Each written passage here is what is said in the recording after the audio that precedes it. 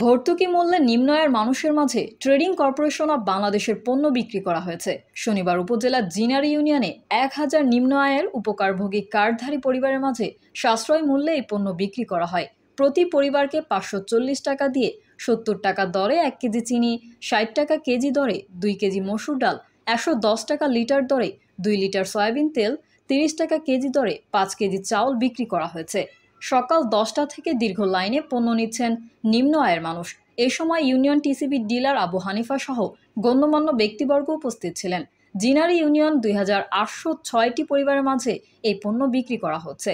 জিনারি union পরিষদের chairman Mohammad Azharul Islam জানান, মাননীয় প্রধানমন্ত্রী নিম্ন আয়ের লোকজনকে ভর্তুকি মূল্যে এই পণ্য বিক্রি করায় তাদের অনেক উপকার হয়েছে। Mejabin Nipu, CN Bangla news desk.